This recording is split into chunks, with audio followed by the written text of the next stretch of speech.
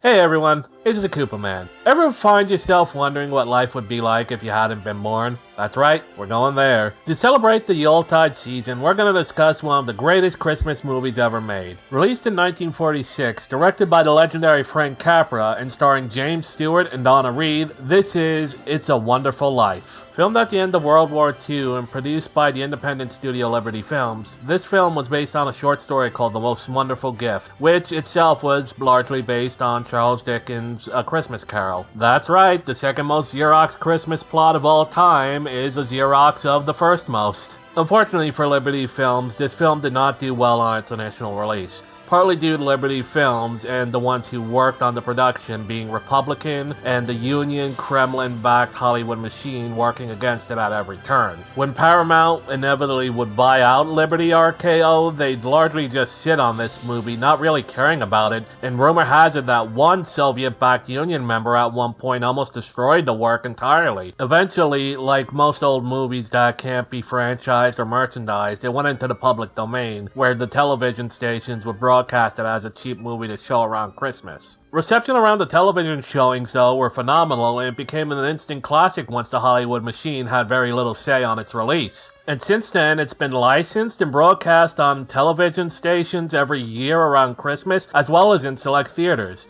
But remember, kids, the right wing can't art, despite the fact that the right wing created this piece of art, which is an objective masterpiece, and it was only ever not seen as a masterpiece because of communist interference. Anyway, on to the movie itself. So the story begins one fateful night on Christmas Eve, and a number of people in a small town of Bedford Falls, New York, are reaching out to the good Lord to intervene on behalf of one man.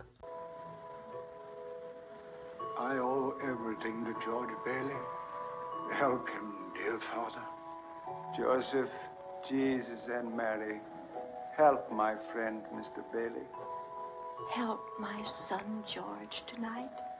He never thinks about himself, God. That's why he's in trouble.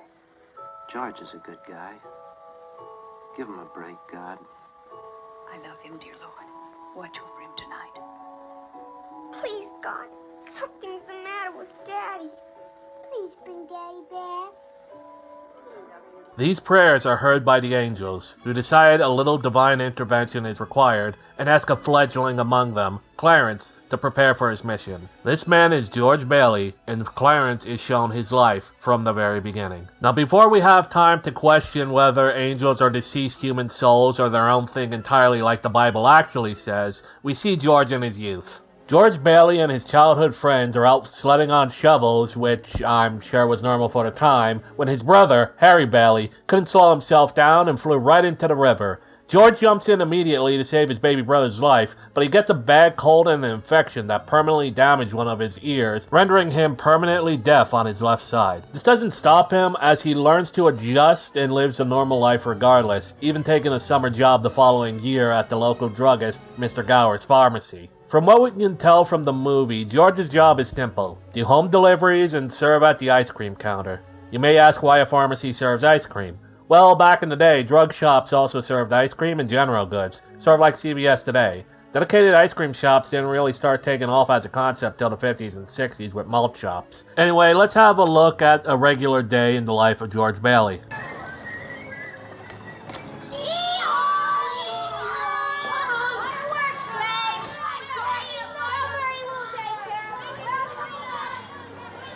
Wish I had $1 million. Hot dog! It's me, Mr. Gower, George Bailey. You're late. Yes, sir.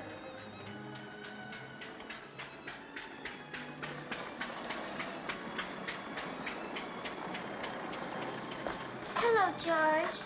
Hello, Mary. Hello, Violet. 2 cents worth of shoelaces? She was here first. I'm still thinking. Shoelaces? Please, Georgie. I like him. You like every boy. What's wrong with that? Here you are. Help me down? Help you down?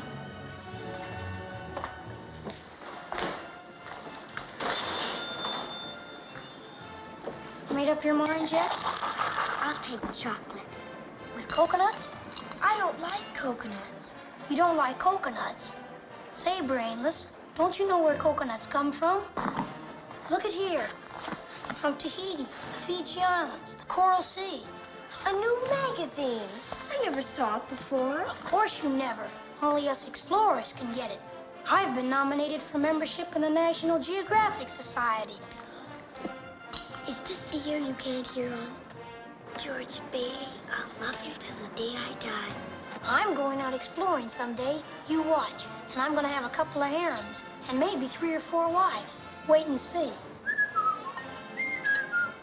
Damn, thought patrolled. And ain't it sweet? I wonder if that little girl who whispered in his ear will grow up to be his wife. On that day, George gets tasked by Gower to do a delivery, though something seems unusual about him and about the pills he asks George to deliver. But being a young boy, he is neither confident nor in possession of any authority, so he's unsure what to do. Seeing a magazine on the counter, he decides to go ask his father, Peter Bailey, of the Bailey Brothers Building and Loan. The Building and Loan is the family business, and it's sort of like a local bank. Back in the era before the World Wars, building and loan associations would work sort of like a small mom-and-pop alternative to the big federal banks. People would invest money into the business, which would then be lent to others in the community to build or buy their own homes. The money would then be paid back with a fair interest rate that would be competitive to what the banks offer. Unfortunately, the federal banks and bank managers tend to strong-arm the building and loan firms, using the power of the federal government to do so, and the Bailey Building and Loan is no different, with its local bank manager, Mr. Potter, being an ever-present thorn in the side of the company with his draconian demands and blatant attempts to use his power to shut them down. Mr. Potter, played by Lionel Barrymore, also has no small resemblance to a certain wheelchair-bound president from the time the movie was being produced, who would have also used the federal bank in similar ways during the Depression, but any similarities to presidents or politicians, living or dead, should be seen as purely coincidental, even if Mr. Potter and FDR are basically twins separated at birth. Anyway, on this day, we meet at the Building and Loan Uncle Billy, Peter's forgetful brother, and we see that Peter himself is in another heated fight with Mr. Potter. Potter, being a federal bank man, wants his money one way or the other, while Peter, the savings clerk, tries to appeal to a sense of humanity to give the people some leniency and they'll pay their loans back in due time. Got to go back to this humane way of doing things again. Thanks, Frank. I hope that new deal of yours was worth your hot tub of acid and barbed wire in hell. It's during this fight where we see young George first standing up to Mr. Potter.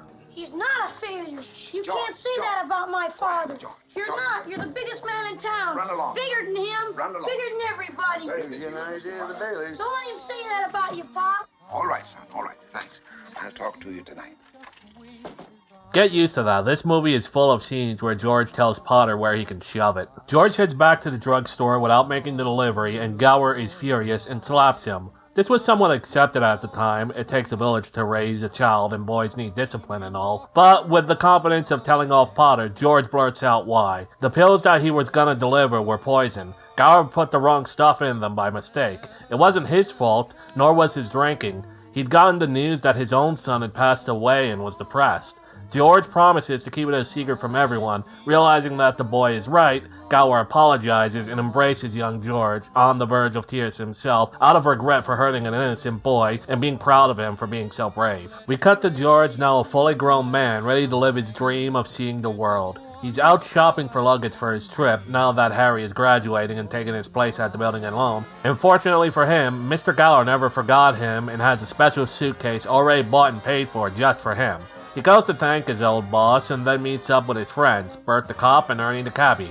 That's right, Bert and Ernie. And no, Sesame Workshop has claimed that this wasn't a conscious decision to name their characters that. It was just a happy accident. At the Bailey home that evening, Peter asks George if he considered taking a full-time job at the Building and Loan, but George really wants to travel and he wants to head off to college to learn to become an architect like he always dreamed. Peter is a little disappointed, but he doesn't want to get in the way of his son's dream. It's also during this scene we meet the Bailey's maid, Annie, played by African-American actress Lillian Randolph. Lillian has quite a pedigree after appearing in this, Tom and Jerry, The Cosby Show, The Jeffersons, and so on. Some lefties today say her role is degrading and stereotypical, and to them I say, blow it out your ass! Blow it out your ass! Blow it out your ass! Blow it out your ass! Blow it out your ass! You know? African Americans during this period of time struggled to get any role at all, and most of the union-run studios filled with progressives and leftists and communist infiltrators, would refuse most African Americans of equal parts in their movies. Liberty, being mostly a conservative studio with Republicans, were different. They didn't judge men and women by the color of the skin rather than the content of their character and their talent for acting. Never forget, during this time, segregation was a Democrat Party position, the same way that racial-based safe spaces on college campuses are a Democrat position today. Harry ropes George into being a chaperone for the graduation dance, and while he's reluctant, he goes. While he's there, he gets asked to dance with his friend's sister, and once you know it, it's old Mary Hatch all grown up. Fun fact, that was a real gymnasium with a real swimming pool, not just a prop for the movie, and that kind of technology had been around for a while by that point. George walks Mary home with whatever dry clothes he could get a hold of. They sing, they flirt, and they talk about their dreams and wishes and throw rocks at an old abandoned house. The mood is ruined, though, when some men come to find George and hurry him home. Something's happened to his father. Peter Bailey had died that very night of a stroke, brought on by the stress of dealing with Mr. Potter. George's trip is cancelled so he can grieve for his pop, as well as take care of business for the building and loan. Once again, George tells Potter to stick it where the sun don't shine, and the board votes to elect George the head of the building and loan, as he's the only man with the courage and fortitude to stand up to someone like Potter. Because of this, George can't go to college, and Harry goes in instead. 4 years pass, and George and Uncle Billy are waiting to meet Harry coming home from college at the train station. It's there he surprises them with his new wife having gotten married while he was attending college. He's even been offered a very good job by his new father-in-law. Harry feels guilty about it and tells George he doesn't have to take the offer, but George lets Harry take the opportunity as it would be good for him and he doesn't want to hold him back. Later, the Bailey house has a party for the newlyweds, as well as for Harry's return. George feels depressed, so his mother recommends he go visit Mary Hatch, who's also home from college. George doesn't want to feel forced to do anything, so he goes off to town and embarrasses himself with the local thought about how much he actually loves the town of Bedford Falls. And then he sulks off, tail between his legs, to Mary's place, unsure if he should go in or not. Mary, of course, is prepared for him, probably being the one to ask if Mrs. Bailey can send him over, and tries to subtly hint to George that she wants to be with him. Between the stress of having to stay at work at the building and loan, and the fact that Mary is technically seeing his buddy, Sam Wainwright, he can't go through with it. Making matters worse, Mary's mother would just prefer she marry Sam for his money. George is about to storm out when there's a call on the phone from Sam himself, who takes in humor in the whole situation. He even offers Mary and George the ground floor on a new business idea he had for plastics. It's at that moment, fed up with all, George just breaks down in front of Mary about everything. Now you listen to me. I don't want any plastics, I don't want any ground floors, and I don't want to get married ever to anyone. You understand that? I want to do what I want to do. And you're... Oh, Mary. George. And it is on October 29th, 1929, where George and Mary become one. I guess old Sam probably figured she'd be better off with George, and it wasn't like he was being exactly faithful to her anyway. Plus, we see later that he still sees the two as his friends. The two are taxied off by Ernie the cabbie with a gift of champagne from Bert the cop. Finally, on his honeymoon, George is gonna see the world. Only one small issue. Remember the date? October 29th, 1929. Black Tuesday, and the building and loan is having a bank run. Uncle Billy had panicked at the crowd and locked himself up, so George comes in and tries to get everyone to settle down. That's when Potter calls. He, with his connections, has made sure that his bank won't run out of the cash before the end of the day, and as a majority shareholder is willing to pay 50% for every share of the building and loan. If he's successful, he would be able to destroy the building and loan for good. Aren't federal banks fun? Tom, did you get your money? No. Well, I did. Old man Potter will pay 50 cents on the dollar for every share you got. 50 cents on the dollar? Yes, cash. Well, what do you say? No, Tom, you have to stick to your original agreement. Now give us 60 days on this Okay, thing. Randall. Are you going to Potter's? Better to get half than nothing. That's what Randall, wait. Now, wait. Now, listen to me. I beg of you not to do this thing. If Potter gets a hold of this building and loan, there'll never be another decent house built in this town. He's already got charge of the bank, he's got the bus line, he got the department stores, and now he's after us. Why? Well, it's very simple, because we're cutting in on his business, that's why. and because he wants to keep you living in his slums and paying the kind of rent he decides. Joe, you had one of those Potter houses, didn't you? Well, have you forgotten? Have you forgotten what he charged you for that broken-down shack? Here, Ed, you remember last year when things weren't going so well and you couldn't make your payments? Well, you didn't lose your house, did you? You think Potter would have let you keep it?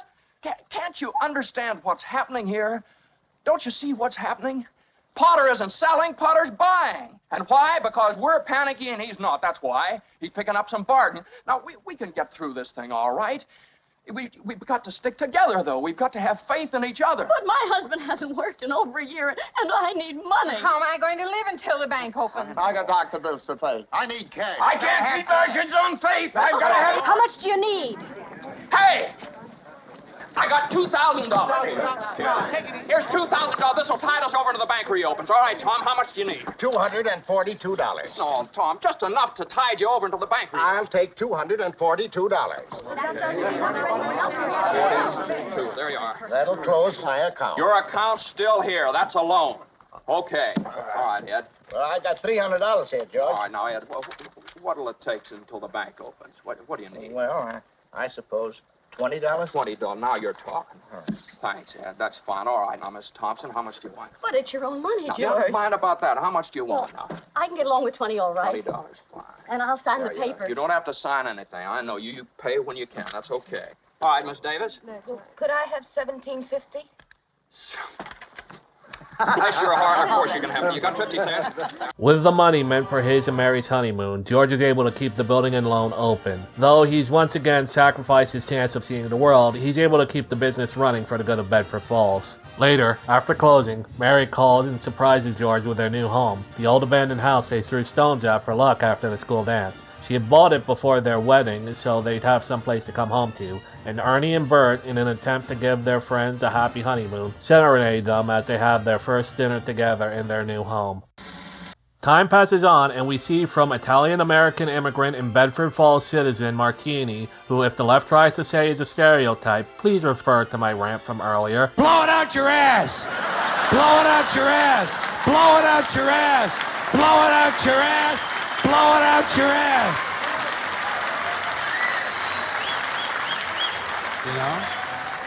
That the building and loan has actually developed homes in an affordable housing-based suburb community called Bailey Park. Here, people are able to, through the building and loan, build affordable yet comfortable suburban homes that they could build equity on and pass the value on to their children with. This is in contrast to Potter wanting to keep the poor and minorities as an entirely dependent serf-like renter class. Yeah, try to tell me that he isn't FDR. It's here where Sam Wainwright comes to visit and tell George that he missed out on his plastics idea it really kicked off, and he's about to open up a factory in New York for it. George recommends he do it here in Bedford Falls, as it would bring jobs to the community that are sorely needed, and Sam thinks it's a great idea and thanks him. Seeing how successful Sam has become, George feels a little despondent and goes off on his own for a bit. Seeing his weakness, Potter tries to hire George away from the building and loan, seeing this as a weakness he can exploit.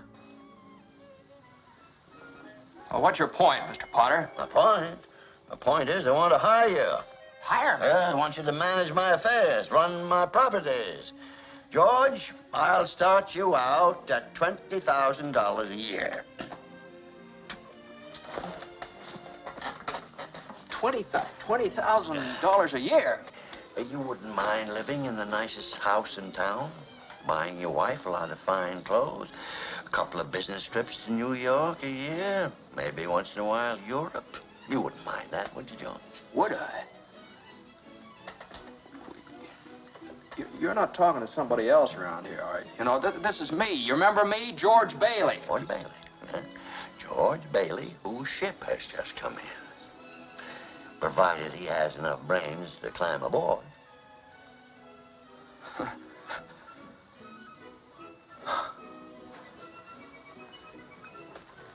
Holy mackerel.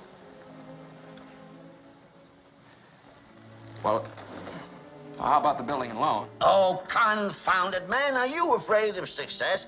I'm offering you a 3 years contract at $20,000 a year starting today. Is it a deal or isn't it? Well, Mr. Potter, I know I ought to jump at the chance, but I just, I wonder if it'd be possible for you to give me 24 hours to think it over. Sure. You go on home and talk about it to your wife. I'd like to do that. Yeah. In the meantime, I'll draw up the papers. All right, sir. Okay, George? Okay, Mr. Potter.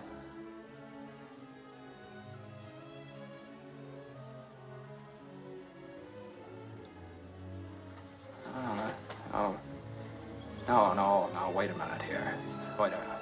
I don't need 24 hours. I don't have to talk to anybody. I know right now. And the answer's no. Doggone it. You sit around here and you spin your little webs and you think the whole world revolves around you and your money. Well, it doesn't, Mr. Potter. In the whole vast configuration of things, I'd say you were nothing but a scurvy little spider. And that goes for you, too. And it goes for you, too. As you can see, George saw right through it and once again tells him to go piss up a rope. George gets home and wonders, in the dilapidated state of his home, if he made the right decision. Sure, he's doing the right thing overall, but would it be the right thing for him and Mary? With the money that Potter's offering, he can give her a much better life. Though, just when Mary notices him home, she has some wonderful news. He's gonna be a father. It's clear that Mary does not regret anything at all and is in heaven just being with him, no matter where they live. And as time goes on, they continue to build their home and life together, as well as welcome in 3 additional children to bring their total to 4. The stress of dealing with Potter did wear on George over time, but seeing his wife and children made it all worth it. And then, out of nowhere, Pearl Harbor happened and America was flung into the Second World War. All his friends ended up being called in to serve, and Mr. Potter even ran the town draft board, but excluded George from service on account of his ear. He could have easily sent him off to die, but if they found out he sent a physically unfit man, it'd be his ass. And even then, denying George a chance for glory, knowing his luck, if he sent George, he would have sent the man who ended up personally putting down Hitler. George, in the meantime, takes his responsibilities at home seriously, and through that, he continues to build respect and esteem with his community. And then, a few years later, the war ends, and everyone comes home, which leads to the day of the prayers, Christmas Eve, 1945. Harry Barely just met with President Truman after being awarded the Medal of Honor. When Uncle Billy gloated about this to Potter, he accidentally misplaced a $5,000 deposit and handed it off to Potter instead. Potter, ever spiteful, doesn't return it, and it leads to a whole breakdown once George finds out the money is missing. Mary, though she doesn't know what exactly is wrong, is able to call the building and loan and tell everyone that George is in trouble, where meanwhile George is falling apart. So much so that he goes and he begs to Potter, but Potter scoffs him and calls the debtors police just to have him arrested. Seeing that he's got little choices left, George is tempted to end it all and jump off the town's bridge, when suddenly he sees a man trapped in the water. He dives, rather than to die, to save another man's life, and that's when he's introduced to Clarence, his guardian angel. George doesn't believe Clarence is an angel, but is proven so when he makes it so that George was never born, and he's able to see how much of a difference he makes. Without George Bailey, Harry Bailey dies as a young boy. Bedford Falls is completely bought out by Potter and becomes Pottersville, a den of vice and sin. All his friends have become corrupt in these times, and most of all, his wife, never having found true love, not even in Sam Wainwright, becomes a spinster. And before anyone says it's sexist, I would like you to refer again to George Carlin. Blow it out your ass! Blow it out your ass! Blow it out your ass! Blow it out your ass! Blow it out your ass! You know? Seeing just how much of an impact his life has, George begs Clarence to let him live again, and so he does, and with him placed back into a world of pure snow, a world where George Bailey lives, he couldn't be happier.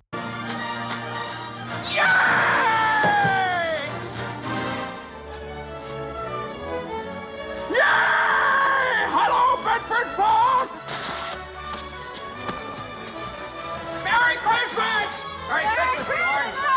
Merry Christmas, George! Merry Christmas, movie house! Merry Christmas, Emporium! Merry Christmas, you wonderful old building and loan! Hey! Merry Christmas, Mr. Potter! Happy New Year to you! In jail. Go on home. They're waiting for you. He runs home to meet the bank examiner and a federal officer, but to his surprise, the whole town has pitched in to save George from being arrested, bringing in money more than enough to keep the building and loan afloat and the bank off his tail. Sam Wainwright even forwards a small fortune to him as thanks for everything with his plastics business. And then Harry comes home.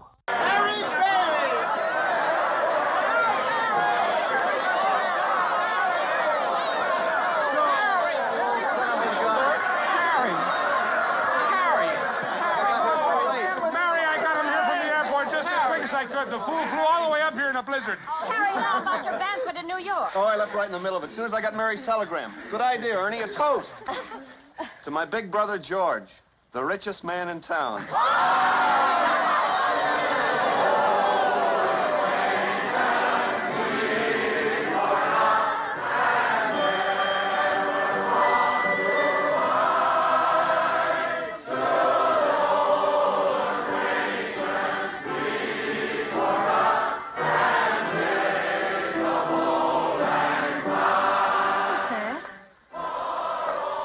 That's a Christmas present from a very dear friend of mine. Look, Daddy, teacher says every time a bell rings, an angel gets his wings. That's right. That's right. Attaboy, Clarence.